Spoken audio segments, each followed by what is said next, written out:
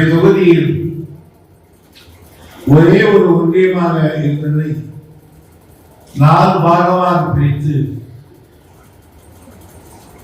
ஊன்றி பணியாற்ற வேண்டும் என்பதற்காக அந்த ஏற்பாடு செய்திருக்கிறேன். ஒவ்வொரு ஒன்றிய கழகத்தினுடைய செயலாளரும் தங்களுக்கு இட்ட பணிகளை நல்ல முறையில் ஆற்றுகிறார்கள் என்பதில் எனக்கு சந்தேகமில்லை. அந்த பட்டியலில் தனியார் ஜனத்துக்கும் பெருமை உண்டு. எனவே அவரையும் அவருக்கு உறுதுணையாக இருந்து இயக்கத்தை ஒன்றிய கழகத்தை நடத்துகின்ற அமைப்பாளர்கள் அனைவருக்கும் என்னுடைய வாழ்த்தை பாராட்டை நான் தெரிவித்துக் கொள்கிறேன். இந்த கூட்டத்தினுடைய நோக்கத்தை நண்பர் நந்தகுமார் அவர்கள் விளக்கமாக சொன்னார்கள். செயற்குழு கூட்டம் நடக்கும், ஏதாவது ஒரு விழாவை முன்னிட்டு கூட்டம் நடக்கும். ஆனால் பொது உறுப்பினர் கூட்டம் என்பது எப்பொழுதோ ஒரு முறைதான் நடக்கும். அதற்கு என்ன காரணம் என்றால், செயற்குழு கூட்டம் என்றால் தேர்ந்தெடுக்கப்பட்டவர்கள் மட்டும்தான் வருவார்கள். பொதுக்குழு என்றால் அதைவிட வருவார்கள். பஞ்சாயத்து தலைவர் கூட்டம் என்றால் அவர்கள் தான் வருவார்கள். ஆனால் கழகத்தில் உறுப்பினராக இருக்கிற ஒவ்வொருவரும் அந்த கூட்டத்துக்கு வர வேண்டும் என்ற உயரிய நோக்கத்தில் தான் இந்த பொதுக்குழு பொது உறுப்பினர் கூட்டத்தை தலைமை கழகம் அறிவித்திருக்கிறார். தலைமை கழகத்தின் ஆணைக்கேற்ப கட்பாடி தொகுதியில் 4 முறைகளிலும் இதை வெற்றிகரமாக நடத்தியிருக்கிற அனைவருக்கும் என்னுடைய பாராட்டு. நந்தகுமார் சொன்னார், கட்சியினுடைய பொதுச் செயலாளர் தலைவருக்கு அடுத்த இடத்தில் இருக்கிறவர், தலைவரோ பொதுச் செயலாளரோ இப்படிப்பட்ட கூட்டங்களுக்கு போவது மரபு இல்லை. போகக்கூடாத அல்ல, போனால் பாவம் அல்ல, ஆனால் மரபு அல்ல. ஆனால் மரபை உடைத்து நான் வந்திருக்கிறேன் என்றால்,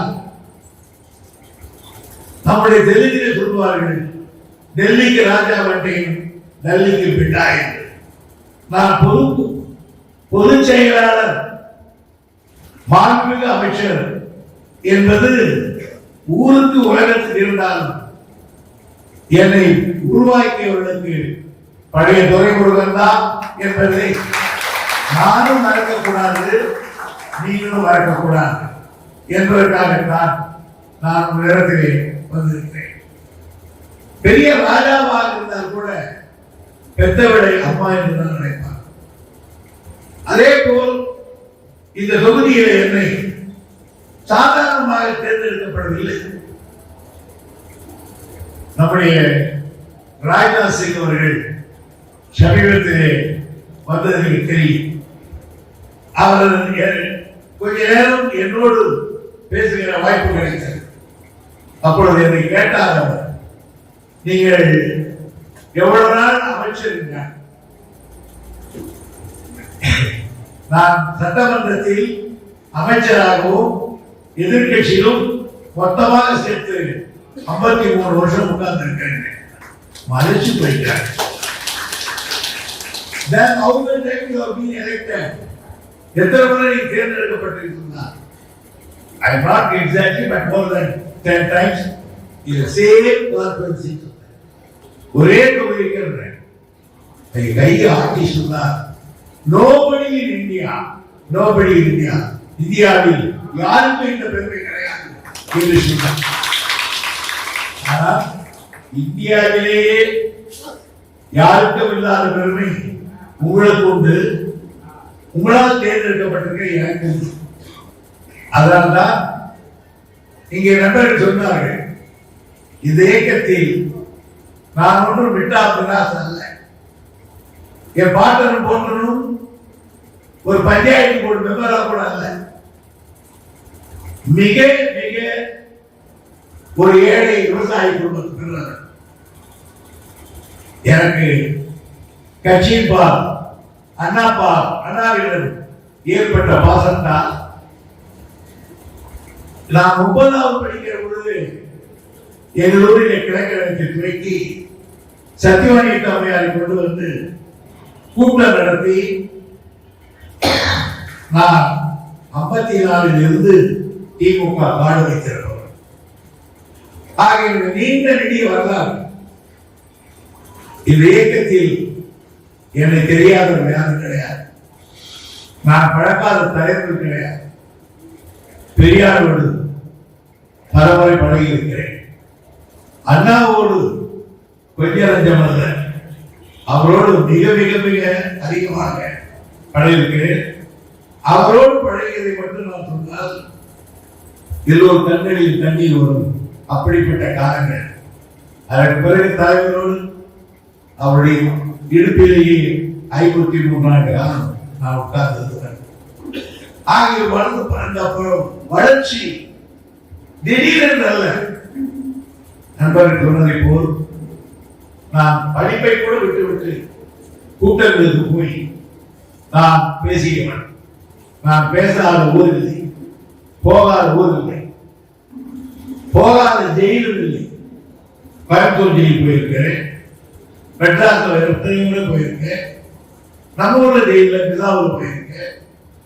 ஆகியவையெல்லாம் எனக்கு கட்சியோடு இணைந்தவன் என்ற காரணத்தால் இந்த கட்சிக்கு யாரை பொதுச் செயலாளர் ஆக்குவது என்ற முடிவை எடுக்கும் பொழுது இந்த கட்சிக்கு அண்ணா பொதுச் செயலாளராக இருந்தார், அடுத்து நாவலர் இருந்தார், அடுத்து பேராசிரியர் இருந்தார். அந்த மாபெரும் தலைவர்கள் உட்கார்ந்த இடத்தில் என்னை தளபதி அவர்கள் உட்கார வைத்திருக்கிறார். நான் எங்கேயோ காப்போம், எங்கே கட்சியினுடைய பொதுச் செயலாளர் எங்கே நினைத்து கூட பார்க்க முடியாது.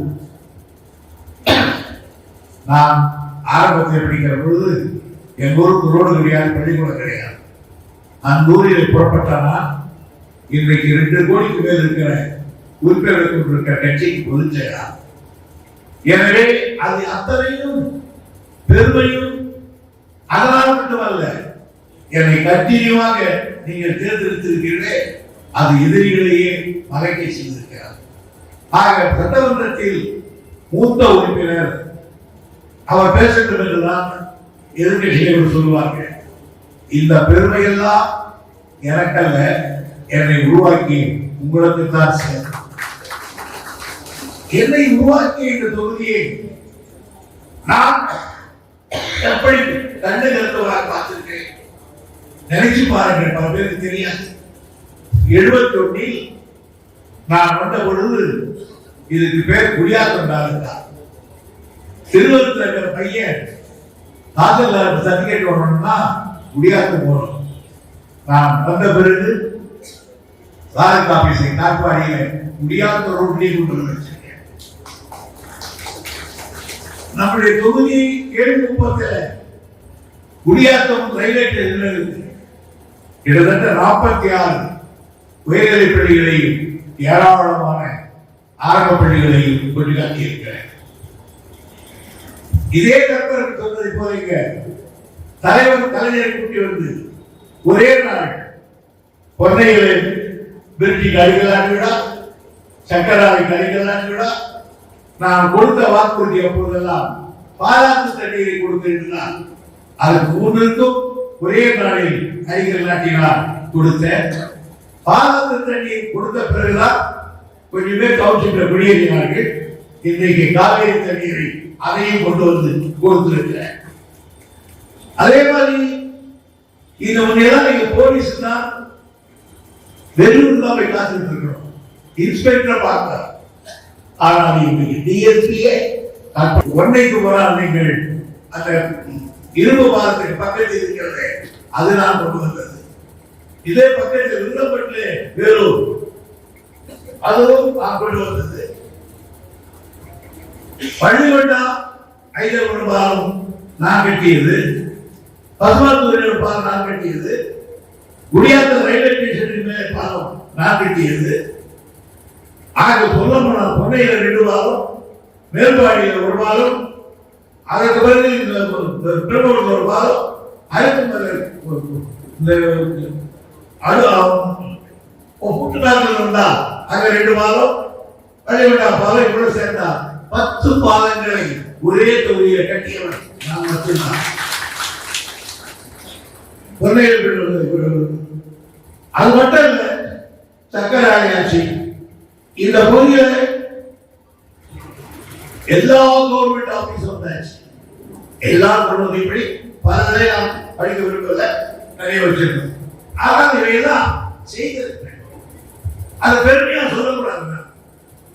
ஒருத்தர் சொன்னா என் கொண்டாடி நான் தான் பூ வாங்கி கொடுக்குறேன், நான் தான் சேலை வாங்கி கொடுக்குறேன், ஏண்டா கட்டணை நீ வாங்கி கொடுக்காம எது கொடுக்கல வாங்கி கொடுப்பாங்க.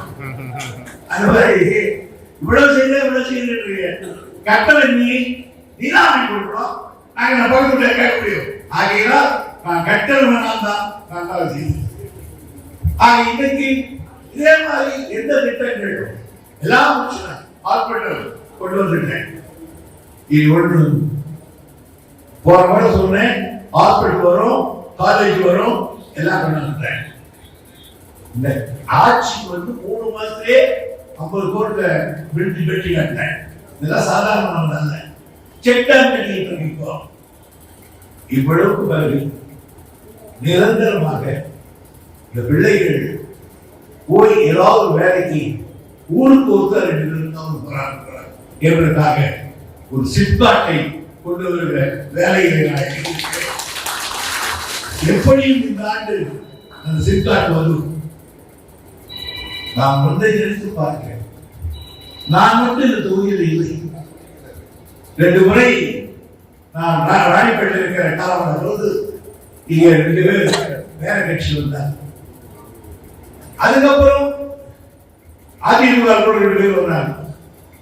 ஆனா ஏதாவது ஒன்று காரிய நுழைமுறை செய்ததை தவிர வேற ஏதாவது ஒரு தொடர்பு போட்டுருக்காங்க.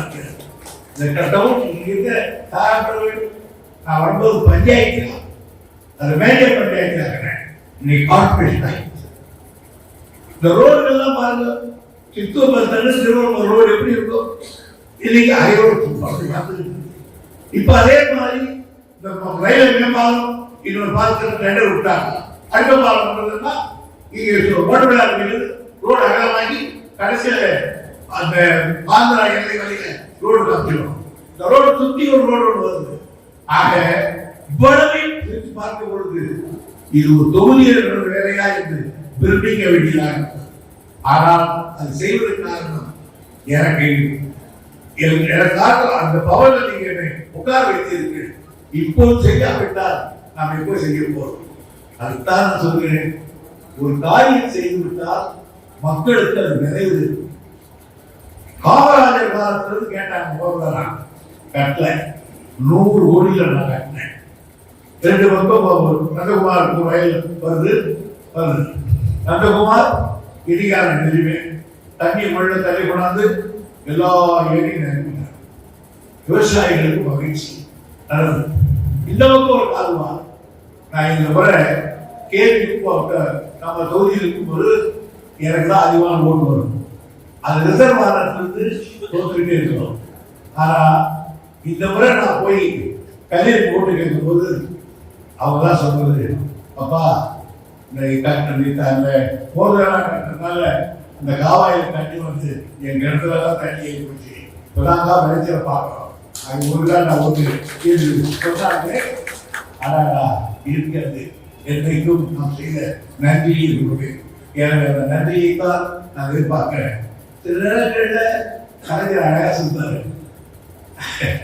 வேகம் மழையா பொழியுமா, வேகமே நன்றி சொல்ல பார்க்கறான்னு பார்த்தா அது கலந்து போயிடும். அது மாதிரி நன்றி சில பேர் பண்ணால் இந்த கருத வேகமாக தந்தேன். ஆனால் என் உயிர் உள்ள வரை இந்த மண்ணோடு நான் பிணைந்து இருப்பேன் என்ற உறுதியை தெரிவித்து அனைவரையும் நன்றி.